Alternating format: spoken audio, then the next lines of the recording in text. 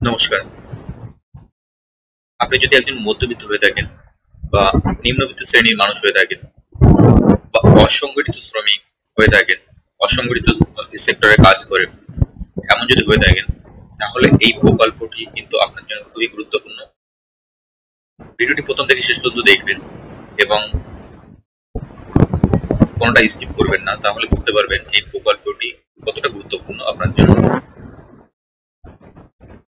আপনি প্রতি মাসে ৩,০০০ টাকা পর্যন্ত করে কিন্তু পেনশন পেতে পারেন। আপনি যে টাকা জমাবেন ঠিক একই পরিমাণ টাকা কিন্তু সেন্ট্রাল গভর্নমেন্ট আপনার অ্যাকাউন্টে জমা করবে এবং খুবই সামান্য পরিমাণ টাকা জমা করবে এবং ৬০ বছর পর সেটা আপনি ৩,০০০ টাকা করে প্রতি মাসে পেনশন পাবেন এবং খুবই সামান্য পরিমাণ টাকা জমা করতে হবে আপনাকে মাসে মাসে। এর জন্য কিন্তু আপনাকে মাসিক আয় ১৫,০০০ টাকার নিচে থাকতে হবে এবং আপনার শ্রমিক কার্ড থাকা লাগবে।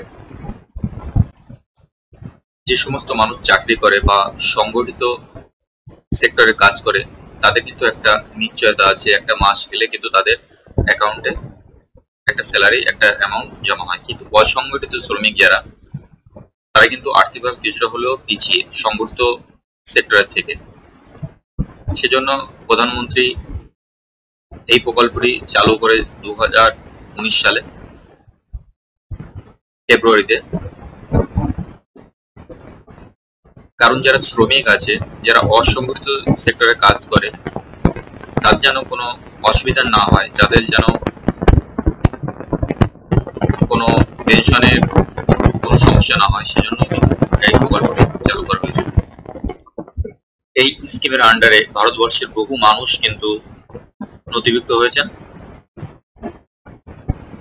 প্রধানমন্ত্রী শ্রমযোগী মনধন যোজনা। আপনার বয়স অনুসারে কিন্তু আপনার টাকাটা কাটবে আপনার ব্যাংক অ্যাকাউন্ট থেকে। সেই চার্টটা আমরা দেখে নেব আপনার বয়স অনুপাতে আপনার কত টাকা মাসিক জমা করতে হবে। একদম সামান্য পরিমাণ টাকা কিন্তু আপনাকে জমা করতে হবে। আপনি যে পরিমাণ টাকা জমা করবেন, সেন্ট্রাল গভর্নমেন্ট আপনাকে সেই পরিমাণ টাকাও আপনার অ্যাকাউন্টে জমা করবে।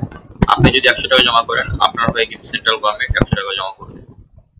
তো আমরা সেই চার্টটা দেখে নেব, টোটাল কত টাকা আপনার বয়স অনুপাতে কত টাকা আপনাকে জমা করতে হবে। এখানে আপনি দেখতে পাচ্ছেন এটা হলো এনটিএস। আপনি আপনার কোন বছর বয়স, কত বছর বয়স আপনার, কোন বছরে আপনি এন্ট্রি করছেন, কত বছর আপনি এন্ট্রি করছেন, আপনাকে দেখতে হবে। আপনার বয়স যদি এখন ২০ হয়, আপনাকে কিন্তু মাসিক কিস্তি দিতে হবে ৬১ টাকা। একদম সামান্য পরিমাণ কিন্তু এটা ৬১ টাকা দিতে হবে। আর এখানে আছে সেন্ট্রাল গভর্নমেন্ট মান্থলি কন্ট্রিবিউশন। আপনি যদি ৬১ টাকা জমা করেন, তাহলে সেন্ট্রাল গভর্নমেন্ট কিন্তু ৬১ টাকা জমা করবে এবং টোটাল সেক্ষেত্রে হবে আপনার ১২২ টাকা প্রতি মাসে জমা করবে। ঠিক তেমনি আপনার বয়স অনুপাতে কিন্তু আপনার অ্যামাউন্টটা কাটবে। আপনার বয়স যত বেশি হবে, তত কিন্তু কিছুটা বেশি অ্যামাউন্ট বাড়বে। তো এটা ১৮ বছর থেকে ৪০ বছর বয়স পর্যন্ত করতে পারবে। ১৮ থেকে ৪০ বছর বয়স পর্যন্ত ছাড়া কিন্তু এটা হবে না। এবং যখনই আপনার ৬০ বছর বয়স হয়ে যাবে, তারপর থেকে কিন্তু আপনি ৩,০০০ টাকা প্রতি মাসে পেয়ে যাবেন পেনশন হিসাবে। আপনি যদি একজন অসংগঠিত শ্রমিক হয়ে থাকেন, অসংগঠিত সেক্টরের শ্রমিক হয়ে থাকেন, সেটা কৃষক হতে পারে বা দর্জি হতে পারে, যে কোনো অসংগঠিত সেক্টরে যদি কিছু হয়ে থাকেন, তো আপনার যদি কোনো মৃত্যু হয়, তাহলে আপনার স্ত্রী কিন্তু পেনশনে 50% পাবে। এবং আপনি এটা চালাতে চালাতে যদি মনে করেন আমি আর চালাবো না, চালাতে পারছি না, তাহলে কিন্তু আপনি টোটাল অ্যামাউন্টটা কিন্তু উইথড্রল করে নিতে পারেন। কিভাবে আবেদন করবেন? আপনার নিকটবর্তী যে সমস্ত সিএসসি সেন্টার আছে, আপনি সেখানে যাবেন। তারা কম্পিউটারের মাধ্যমে আপনাকে আবেদন করে দেবে এবং আপনি কিন্তু সেলফ রেজিস্ট্রেশনের মাধ্যমে আপনি কিন্তু করতে পারেন আবেদন। এখানে দেখেন লেখা আছে এলিজিবিলিটি। আপনার কিন্তু আনঅর্গানাইজ সেক্টরের ওয়ার্কার হতে হবে, ১৮ থেকে ৪০ বছর বয়স হতে হবে এবং মান্থলি ইনকাম কিন্তু ১৫,০০০ টাকার নিচে থাকতে হবে এবং আপনার কিন্তু শ্রমিক কার্ড থাকা লাগবে আপনার কাছে। শ্রমিক কার্ড কিভাবে করবেন যদি জানতে চান, অবশ্যই আমাকে কমেন্ট করে জানাবেন। এর জন্য আলাদা করে একটা ভিডিও বানিয়ে দেবো।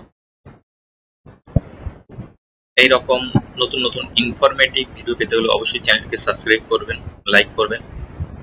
ভালো থাকবেন, সুস্থ থাকবেন। নতুন কোনো ভিডিওতে দেখা হবে। ধন্যবাদ।